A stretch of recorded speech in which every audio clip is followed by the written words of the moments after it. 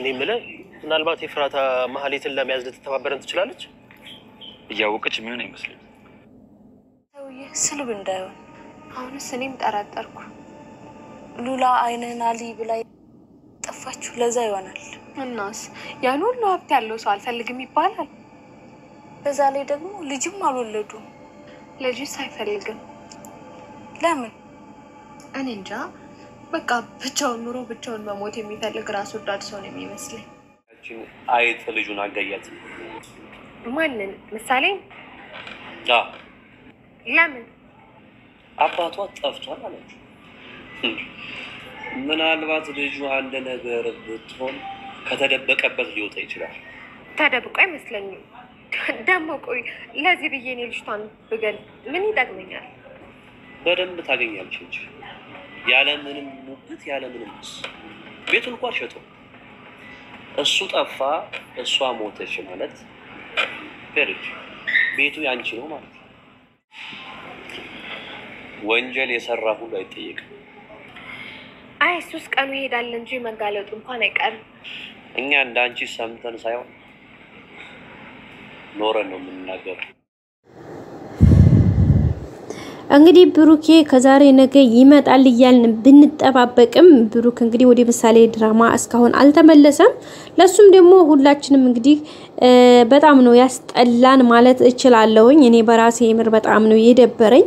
እስኪ እንደኔ የደበራችሁ ጋይስ? እኔ ከዛሬ ነገ ይመለሳል እያልኩ በቃ የመጀመሪያ ቪዲዮ ሲለቀቅ በቃ ሞገስ ይቅርታ ብሩክን ጠብቄ ነው የምገባው፣ ግን የለም በቃ ብሩክ ወጣ መድብል ገባ። ቅያሬ ነው እንዴ ሰዎች? ቅያሬ ነው እንዴ ያደረጉልን? ኧረ ጋይስ ይደብራል። እውነት በጣም ነው የሚደብረው። እንዴ ይመልሱልን እንደ ድምጻችን ይሰማ። እስኪ እንደኔ የደበራችሁ ጋይስ? እውነት እኔ በጣም ነው የደበረኝ። ምክንያት በቃ በጣም ሰስፔንሱን እንድናየው የድራማው ድምቀት በቃ እኔ አላውቅም እንዴት ብዬ ንገራችሁ። በጣም ጀግና ነው። በቃ ብዙ ትወና የአባትነትን ጥግ ያሳየን የጓደኛ ብቻ ብዙ ነገሮችን ያየንበት ብሩክ ነው። ሶ ብሩኬ ደግሞ ለምሳሌ ድራማው እንዲመለስልን እንፈልጋለን። ያው በርግጥ መድብልም በጣም ጎበዝ ምርጥ ነው ማለት ካገባቡ ጀምረን በጣም ነው ሁላችንም ወደነዋል። ግን ይሁን እንጂ የብሩክን ቦታ ሊተካ አይችልም ጋይስ፣ እውነት አይችልም። እንደ በትራሽ ሊሆን አይችልም። እኛ ቅድስቴ ጋር ተጋብተው ሰርግ እንበላለን እያል እየጠበቅን እያለ ብሩኬ በዚህ ስክ መጥፋት ኧረ ይደብራል። የመጀመሪያ ስንጠብቅ የነበረው እንግዲህ የምሳሌ መታከም ነበረ። እንግዲህ በጣም ደስ በሚል ሁኔታ ምሳሌ ታክማ ዲና በጣም ደስ ብሎናል። ስለዚህ ደስታችንን እያጣጣምን ገና ሳንጨርስ ብሩኬና ቅድስትን ደግሞ እንግዲህ እንኳን በሰላም ተመለሰ ብሩኬ። ስለዚህ በቃ ነገርዮሹ እኛ ሽማግሌ ልክ ነው ሊያስገባት ነው ሊያገባት ነው እያንዝህ እየጠበቅን እያለ እንግዲህ ብሩኬ ተሰውሯል ማለት ነው። ለዛውም ደግሞ ምንም ምክንያት በማይታወቅበት ሰው ቢያንስ እንኳን ያለበት ነገር ማወቅ አለብን አይደል ጋይስ? እንደ ተመልካች ቢያንስ ያለበት ሁኔታ እኔ አሁን ወይ ታስሮ ነው ወይ ታግቶ ነው የሚለውን ነገር ኢንፎርሜሽኑን ማግኘት ትንሽ ነገር ፍንጩን ማግኘት አለ። ግን አሁን ዝግትግት ያለ ነገር ነው ከማናቸውም ሳይድ የለም። በቃ ምንም እንግዲህ መድብልም እየለፋ አለ። ግን እስካሁን ያለበት ሁኔታ ጭራሽ እሱማ በቃ ሞቶ ይሆን ይችላል እያለ ይላል ማለት ነው። ኖ ሊሆን አይችልም እንዴ በጭራሽ መሆንም የለበትም። ስለዚህ ዝናም በእርግጠኝነት ያው ያንን ልጁ እንዴት እንዳሳከመ የሚያውቀው ያው መረጃውን ያውቃል እንጂ አሁን ላይ ያለበት ነገር የሚያውቅ አይመስለኝም። ምክንያቱም በእርግጥ ቢያውቅም አይናገርም። ግን ምናልባት ምን ይያላት ነበር ማለትን ልጁን አግተሽ ልጁ ታገተች ሲታያዘች ስትባል ከተሸሸገበት ሊወጣ ይችላል ተሸሽጎ ነው የሚሆነው የሆነ ቦታ ሄዶ ነው ያለ እንግዲህ ሌላ ኢንፎርሜሽን ያወራ ነው። በርግጥ እሱ ስለ የመድብል ጉዳይ በጣም አስጨንቆታል። መድብልንም ስለፈራ ነው እሱ ብዙ ነገር ያለ ያለው።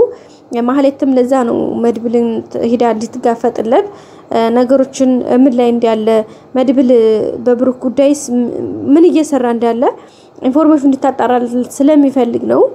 ግን ደግሞ ልጅቷን አግተሽ ግደያት ይላታል ማለት ነው ምሳሌን።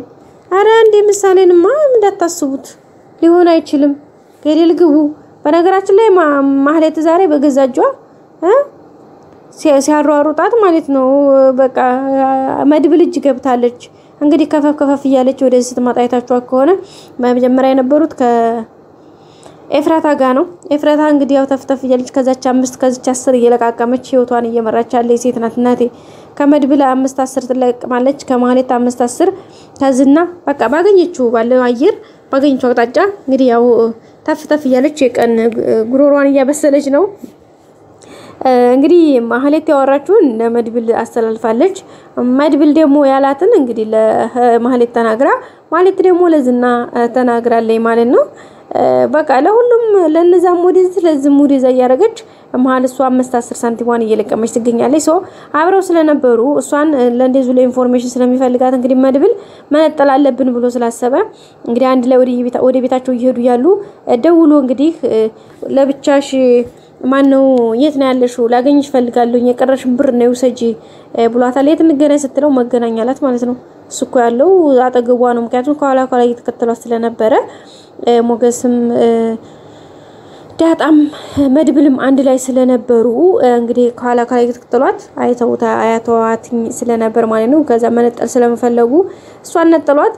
እንግዲህ አሁን መድብል የለህም እንዴት ሄርክ ስትለው እንግዲህ የሆነ ሐሳብ ወይም የሆነ ወሬ ያስቀይሳታል። ከዛ በኋላ ማህሌትን እጃቸው ያስገባሉ። ማህሌት እንግዲህ ተትገረፍ ታወራዋለህ ነው። ከዛ በኋላ ትለፈልፋታለች ነው የምላችሁ እንዴ።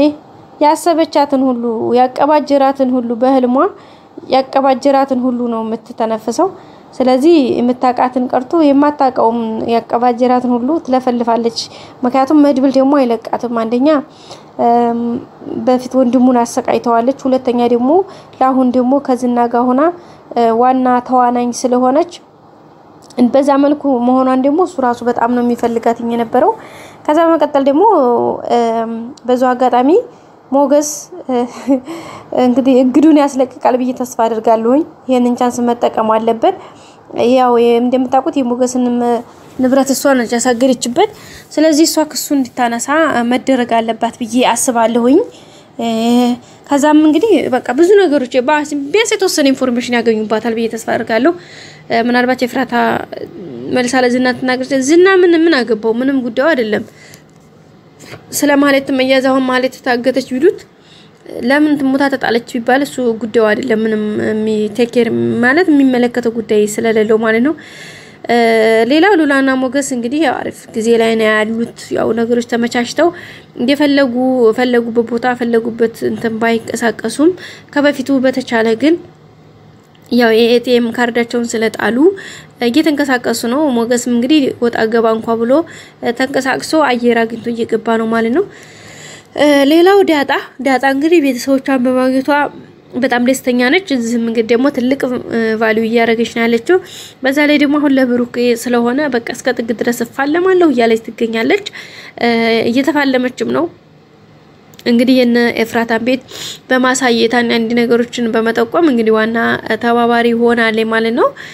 ቅድስቴ በጣም ነው እየደበራት እያዘነች ያለችው። በሱም በብሩክ ጉዳይ ነው እንግዲህ ብሩክን ብዙ ነገር እየጠበቀች ምንም ነገር ተሳትለው ስለሄደ በጣም ነው እንትን ያለው ማለት ነው። እንግዲህ ዳጣ ራሱ ወርቁን አልሰጠሽም እንዴ ያለች ነበር። እኔስ የሚቆጨኝ ምን ነው ያለች የወራጃ ነበርና ዳጣ እኮ ግን ምን ተንኮለኛ ናት። ምን ብትላት አሪፍ ነው።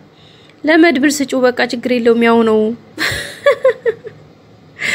እኛ አዝናግቶ እንዳይወስደው እያልን ብር አምባሩን እናስባለን። ዳጣ ደግሞ ስጪው ዝም ብለሽም ቢሆን ችግር የለውም ማለት ለመድብል ዲፍረትሽ ዳጣ ግን ማለት ነው እንዴ ተይ እንጂ ጋሼ ሄዶ ጋሼ ብሩክን ይመጣል እኮ ተይ እንጂ ምን ነው እና ዳጣ ጥሩ አልሰራችም። ሐራም ነው እውነት እንደዛ አይባልም።